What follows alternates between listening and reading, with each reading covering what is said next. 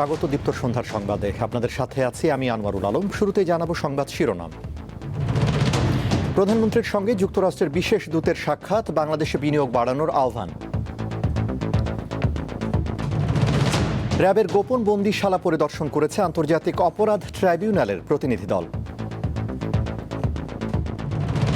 Spain সীমান্তে 50,000 অভিবাসন প্রত্যাশীর ভিড়, অর্ধেকের বেশি ফিরে গেছে মরক্কোতে।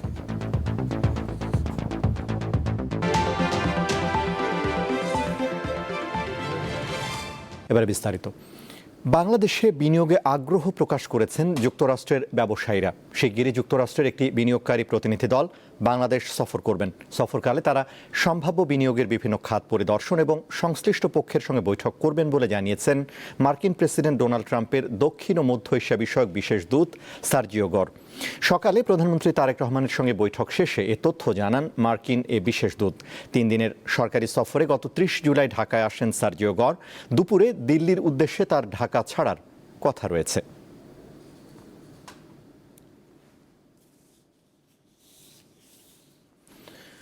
রাজধানীর উত্তরায় র্যাব 1-এর সদর দপ্তরে থাকা গোপন বন্দিশালা বা আয়নাঘর পরিদর্শন করেছে আন্তর্জাতিক অপরাধ ট্রাইব্যুনাল 1-এর একটি প্রতিনিধি দল। পরে প্রসিকিউশন পক্ষ থেকে জানানো হয়, আয়নাঘরের মাধ্যমে শেখ হাসিনার দমন পীড়নের চিত্র ফুটে উঠেছে। বর্তমান স্বরাষ্ট্রমন্ত্রীকেও টিএফআই সেলে রাখা হয়েছিল বলে জানান চিফ প্রসিকিউটর। গণ অভ্যুত্থানে ক্ষমতাচ্যুত শেখ হাসিনা সরকারের বিরুদ্ধে অন্যতম অভিযোগ ছিল গুম নির্যাতনের। বিশেষ করে বহু মানুষকে র্যাবের টাস্ক ফোর্স ফর ইন্টারোগেশন বা টিএফআই সেলে নিয়ে বিচার বহির্ভূতভাবে আটকে রাখার অসংখ্য অভিযোগ রয়েছে।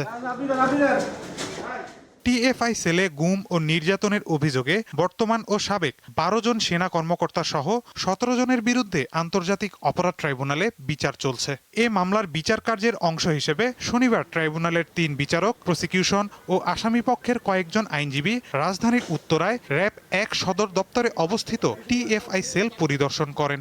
দরজা জানালাবিহীন এই ধরনের ছোট ছোট ঘরগুলি ছিল র্যাবের বন্দিশালা, যেটিকে আয়নাঘর বলা হয়। আমি যেখানে দাঁড়িয়ে আছি এই রুমটিতে কিন্তু আমাদের বর্তমান স্বরাষ্ট্রমন্ত্রী সালাউদ্দিন আহমেদকে গুম করে রাখা হয়েছিল।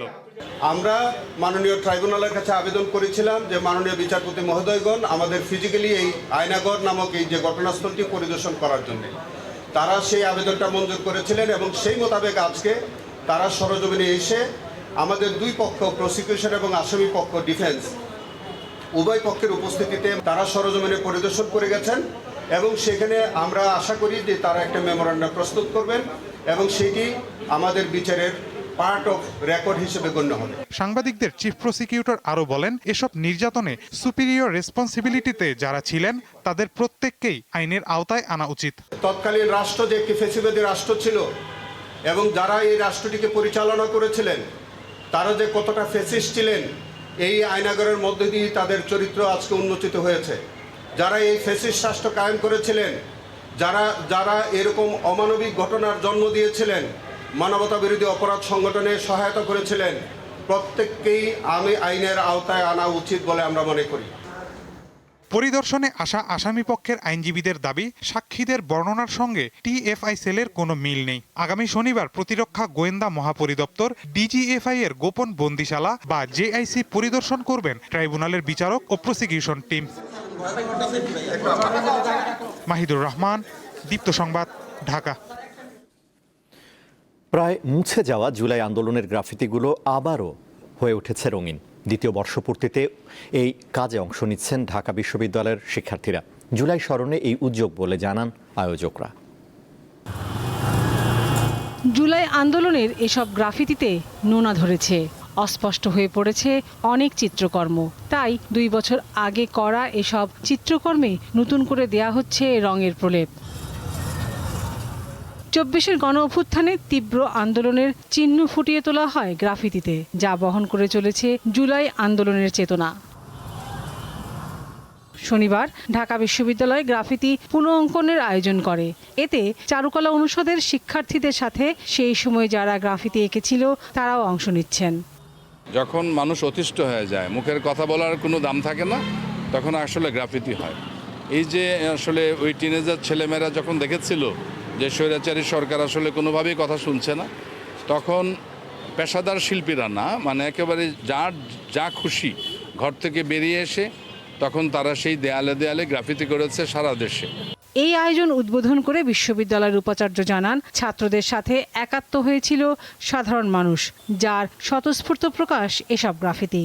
শেখ হাসিনার বিরুদ্ধে যে অবস্থান সেগুলোকে পুরোপুরি স্লোগানের মধ্য দিয়ে বা তাদের প্রতিকৃতির মধ্য দিয়ে, লেখনের মধ্য দিয়ে মনে রাখার কথা, সেগুলো মনে রাখার জন্য আমরা চেষ্টা করেছি। এগুলোকে আমরা এখন সংরক্ষণ করতে চাই, প্রিজার্ভেশন যাকে বলা হয়, প্রিজার্ভ করতে চাই। উপাচার্যের বাসভবন থেকে শুরু হয় গ্রাফিতি পুনঃ অঙ্কনের কাজ, যা আগামী 3 দিন বেগম রোকেয়া হলের গেট পর্যন্ত চলবে। লাবণী গুহ, দীপ্ত সংবাদ, ঢাকা। মানব সভ্যতার উৎকর্ষে দর্শন শাস্ত্রের বিকল্প নেই। ব্যক্তিগতভাবে মানুষের ধর্মীয় দর্শন আলাদা হতে পারে, কিন্তু দেশ গঠনে একটি জাতির জন্য এক ধরনের দর্শন থাকতে হয়। শনিবার ঢাকা বিশ্ববিদ্যালয়ের ছাত্র শিক্ষক মিলনায়তনে বাংলাদেশ ফিলোসফিক্যাল সোসাইটি আয়োজিত ফিলোসফি ফর পিস শিরোনামে অনুষ্ঠিত দ্বিতীয় আন্তর্জাতিক সম্মেলনে এসব কথা বলেন তথ্য ও সম্প্রচার মন্ত্রী জহিরুদ্দিন স্বপন। তিনি আরও বলেন, সার্বজনীনভাবে মানবতা প্রকাশের জায়গা দর্শন।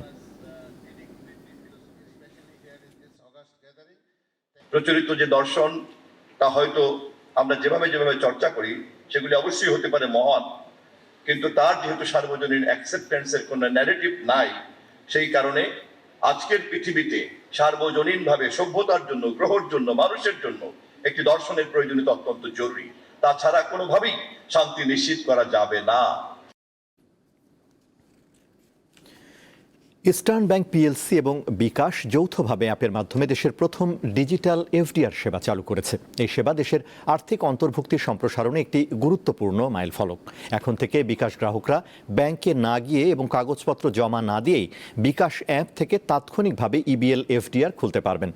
সম্প্রতি রাজধানীতে ইবিএল প্রধান কার্যালয়ে আয়োজিত এক অনুষ্ঠানে যৌথভাবে এ সেবার ঘোষণা প্রদান করেন ইবিএল এর উপব্যবস্থাপনা পরিচালক এম খোরশেদ আনোয়ার এবং বিকাশের chief commercial officer Ali Ahmed. এছাড়া অনুষ্ঠানে উভয় প্রতিষ্ঠানের ঊর্ধ্বতন কর্মকর্তারা উপস্থিত ছিলেন। বিকাশ গ্রাহকরা ইবিএলে 10,000 টাকা থেকে 1 লাখ টাকা পর্যন্ত 6 মাস ও 12 মাস মেয়াদি এফডিআর খুলতে পারবেন। গ্যাসের অবৈধ সংযোগ, পুরনো লাইনে লিকেজ এবং সিলিন্ডার গ্যাসের ব্যবস্থাপনায় নানা ত্রুটির কারণে নারায়ণগঞ্জে প্রায়ই ঘটছে দুর্ঘটনা। গত 3 মাসে গ্যাস থেকে বিস্ফোরণে অন্তত 30 জন আহত হন। এর মধ্যে চিকিৎসাধীন অবস্থায় মারা গেছেন 7 জন। এ অবস্থা থেকে উত্তরণে নাগরিক সচেতনতার পাশাপাশি পুরনো লাইন সংস্কারের পরামর্শ বিশেষজ্ঞদের।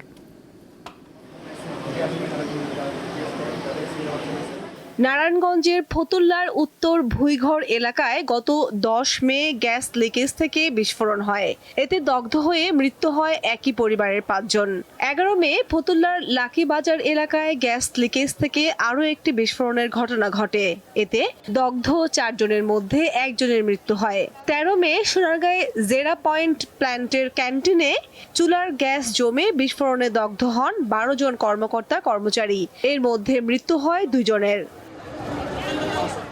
সবশেষ 14 জুলাই ফতুল্লায় কুতুবপুর ইউনিয়নে লাইন মেরামত করতে গিয়ে বিস্ফোরণে দগ্ধ হন তিতাসের 4 শ্রমিক। বিস্ফোরণগুলো ঘটার মূল কারণটা হচ্ছে তিতাস গ্যাসের উদাসীনতা। তিতাস গ্যাসের যে লাইনগুলো ছিল সেগুলো অনেক পুরনো, অনেক বাতিল, অব্যবহারযোগ্য। ফায়ার সার্ভিসের কর্মকর্তারা জানান, নাগরিক অসচেতনতা এবং অপরিকল্পিত তিতাস গ্যাস লাইন স্থাপন ও লিকেজই মূলত দুর্ঘটনার মূল কারণ। সবাই যদি আমরা এই বিষয়গুলোকে মানুষকে বারবার এই সচেতনতার দিকে যদি আমরা সবাই মনোযোগী হই, তাহলে আমার মনে হয় যে নারায়ণগঞ্জে যে গ্যাসের যে বিস্ফোরণ, যে ঘটনাগুলো ঘটছে প্রতিনিয়ত, এটা থেকে আমরা কিন্তু কিছুটা হলেও আমরা মনে হয় যে এটা কমে আসবে যদি আমরা প্রচারটা, আমাদের প্রচার মাধ্যমটাই থাকবে মানুষকে সচেতন করা। গ্যাস লাইনে লিকেজ থাকার কথা স্বীকার করেছেন তিতাস কর্তৃপক্ষ। পুরনো লাইন সংস্কার ও ঝুঁকিপূর্ণ স্থানগুলো চিহ্নিত করার কাজ চলমান বলে জানান এই কর্মকর্তা। লিকেজ যখন আমরা ইনফরমেশন পাই, আমাদের ইমার্জেন্সি টিম আছে, তারা তাৎক্ষণিকভাবে সেখানে যায়, সেটা রিপেয়ার করে। তাছাড়া আমরা আমাদের ইয়ারলি কন্ট্রাক্ট আমরা টেন্ডার ঠিকাদার নিয়োগ করছি। নগর পরিকল্পনাবিদদের মতে প্রতিটি আবাসিক ভবনে ভেন্টিলেশনের ব্যবস্থা রাখা প্রয়োজন, কারণ পরিকল্পিত নগরায়নই পারে এসব দুর্ঘটনা রোধ করতে। বাড়িতে যেরকমভাবে ভেন্টিলেশন বা বাতাস চলাচলের সুযোগ থাকা দরকার, বিশেষ করে রান্নাঘরে, সেই ধরনের অনেক সময় ভেন্টিলেশন বা বাতাস চলাচলের সুযোগ না থাকাতেও দেখা যাচ্ছে যে বাতাস ট্রাপে অনেক সময় দুর্ঘটনা ঘটছে। 1964 সাল থেকে নারায়ণগঞ্জের বিভিন্ন এলাকায় গ্যাস সরবরাহ করছে তিতাস। কামরুন নাহার, দীপ্ত, বার্তা কক্ষ। আন্তর্জাতিক প্রসঙ্গ। মরক্কো থেকে স্পেনে হাজার হাজার অভিবাসীর হঠাৎ প্রবেশ ইউরোপ জুড়ে নতুন করে অভিবাসন সংকট ও বিভাজন সৃষ্টি করেছে। স্প্যানিশ কর্তৃপক্ষের দাবি, মানব পাচারকারী নেটওয়ার্কের গুজবের কারণেই পরিস্থিতির সৃষ্টি। ইতিমধ্যে অনুপ্রবেশ করা অভিবাসীদের অর্ধেকেরও বেশি পুনরায় মরক্কোতে ফিরে গেছেন। পরিস্থিতি নিয়ন্ত্রণে সীমান্তে অতিরিক্ত পুলিশ ও সেনা মোতায়েন করেছে মরক্কো ও স্পেন। এরই মধ্যে প্রাণ হারিয়েছে মরক্কোর 57 নাগরিক। এই এক বিস্ময়কর দৃশ্য। মাত্র 24 ঘন্টার মধ্যে জীবনের ঝুঁকি নিয়ে সাঁতরে সীমান্ত টপকে এবং উপকূলীয় পথ পাড়ি দিয়ে হাজার হাজার মানুষ স্পেনে প্রবেশ করেছেন। এর মধ্যে পানিতে ডুবে হুড়োহুড়িতে পদদলিত হয়ে মৃত্যু হয়েছে অনেকে। গত বৃহস্পতিবার একদিনেই মরক্কো থেকে প্রায় 60,000 মানুষ স্পেনের স্বায়ত্তশাসিত অঞ্চল সেউতাতে প্রবেশ করেছেন। কিন্তু হঠাৎ করেই কেন হাজার হাজার মরক্কোর নাগরিক নিজ দেশ ছেড়ে স্পেনের দিকে ছুটলেন? স্প্যানিশ কর্তৃপক্ষের দাবি, মানব পাচারকারী নেটওয়ার্কের গুজবের কারণে এই পরিস্থিতির সৃষ্টি হয়েছে। সম্প্রতি স্পেনের সুপ্রিম কোর্টের এক রায় বলা হয়, সমুদ্রপথে সেউতা বা মেলিলায় পৌঁছানো অভিবাসীদের তাৎক্ষণিকভাবে মরক্কোতে ফেরত পাঠানো যাবে না। তবে স্থলপথে সীমান্ত অতিক্রমকারী কিংবা সীমান্তের বেড়া টপকে প্রবেশকারীদের ক্ষেত্রে আগের নিয়মই বহাল রয়েছে। স্পেনের প্রধানমন্ত্রী পেদ্রো সানচেস বলছেন, এই রায়কে কেন্দ্র করে মানব পাচারকারীরা মানুষকে ভুল বুঝাচ্ছে যে সমুদ্র পাড়ি দিয়ে কোনোভাবে স্পেনে পৌঁছাতে পারলে ইউরোপে থাকার সুযোগ মিলবে। এই গুজব সামাজিক মাধ্যমে ছড়িয়ে পড়ার কারণেই সীমান্তে হাজার হাজার মানুষ ছুটে আসছে। তবে অভিবাসী অধিকার কর্মীরা এ দাবি নিয়ে সন্দেহ প্রকাশ করেছেন। আবার স্পেনে প্রবেশ করা অনেক অভিবাসী বলছেন, ইউরোপে উন্নত জীবনের প্রত্যাশায় তারা স্পেনে যাওয়ার চেষ্টা করছেন। অনেকে আবার বলছেন, সীমান্ত পেরিয়ে কেন স্পেনে ছুটে এসেছেন নিজেই জানেন না। এদিকে আকস্মিক অভিবাসীদের ঢলের কারণে সেউতা শহরে তীব্র মানবিক সংকট দেখা দেয়। পর্যাপ্ত খাবার, পানি ও আশ্রয়ের অভাবে অনেকেই ফিরে যাওয়ার সিদ্ধান্ত নেন। স্প্যানিশ সরকার জানিয়েছে, অনুপ্রবেশ করা অভিবাসীদের অর্ধেকের বেশি স্বেচ্ছায় মরক্কোতে ফিরে গেছেন। পরিস্থিতি নিয়ন্ত্রণে অতিরিক্ত পুলিশ ও সেনা মোতায়েন করেছে স্পেন। অন্যদিকে মরক্কোর নিরাপত্তা বাহিনী সীমান্তে নিরাপত্তা বাড়িয়েছে। ঘটনাটি ইউরোপ জুড়ে রাজনৈতিক বিতর্ক তৈরি করেছে। স্পেনের সাথে ইউরোপীয় ইউনিয়নের সেনজেন মুক্ত ভ্রমণ ব্যবস্থার কার্যকারিতা সাময়িকভাবে স্থগিত করেছে ইতালি। স্পেন সীমান্তে তল্লাশি জোরদারের ঘোষণা দিয়েছে ফ্রান্স। সেউতা ও মেলিলা আফ্রিকা থেকে ইউরোপে প্রবেশের অন্যতম প্রধান পথ হওয়ায় এই দুই অঞ্চল দীর্ঘদিন ধরেই অভিবাসন সংকটের কেন্দ্রবিন্দু।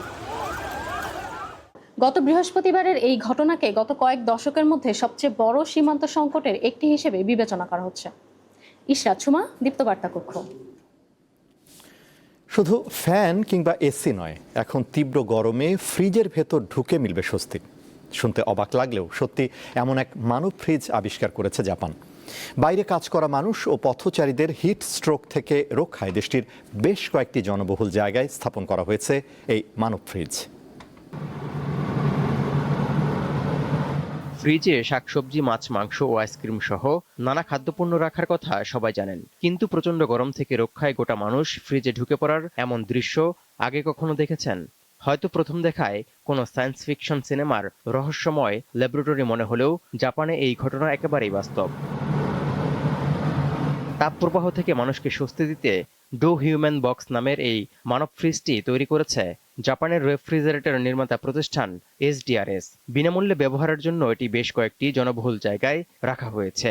একটি মানব ফ্রিজ প্রতিদিন অন্তত 30 জনের বেশি মানুষ ব্যবহার করছেন। 5 মিনিটে গরম থেকে আরাম পাওয়ায় দিন দিন বাড়ছে এর জনপ্রিয়তা। গ্রীষ্মকালে জাপানের তাপমাত্রা 35 ডিগ্রি সেলসিয়াসের ওপরে থাকে এবং অনেক এলাকায় 40 ডিগ্রি সেলসিয়াসেও পৌঁছায়। আর তাপপ্রবাহ থেকে স্বস্তি পাওয়ার জন্য এই মানব ফ্রিজটি অসাধারণ।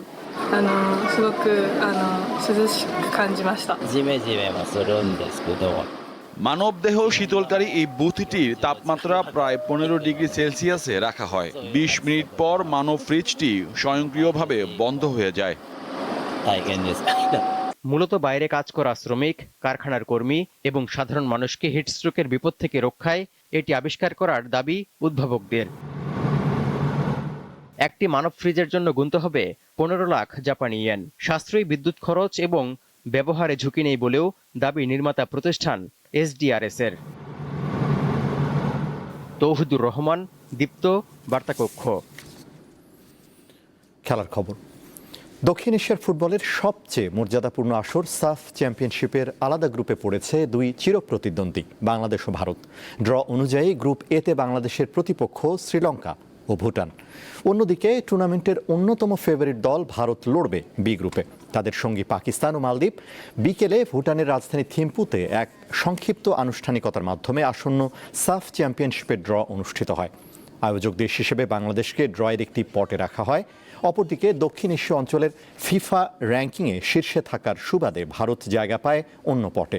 ফলে শুরু থেকেই দুই দলের একই গ্রুপে মুখোমুখি হওয়ার কোনো সম্ভাবনা ছিল না। আগামী 4 নভেম্বর ঢাকায় পর্দা উঠবে সাফের 15তম আসরের। 17 নভেম্বর হবে টুর্নামেন্টের ফাইনাল। এর আগে 2018 সালে সাফ চ্যাম্পিয়নশিপের আয়োজক ছিল বাংলাদেশ।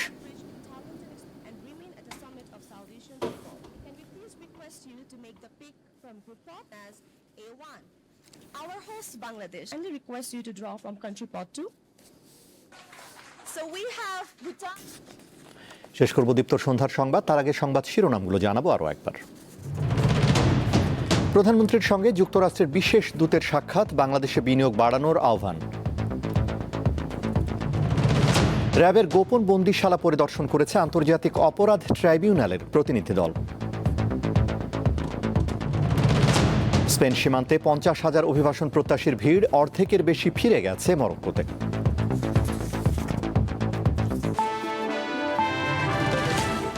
এই ছিল এখনকার মতো। আমাদের পরবর্তী দীপ্ত সংবাদ রাত 11টায় দেখার আমন্ত্রণ। এছাড়া আরও তথ্য বিনোদনের খবর পেতে যুক্ত থাকুন দীপ্ত টিভির ডিজিটাল প্ল্যাটফর্মগুলোতে। ধন্যবাদ।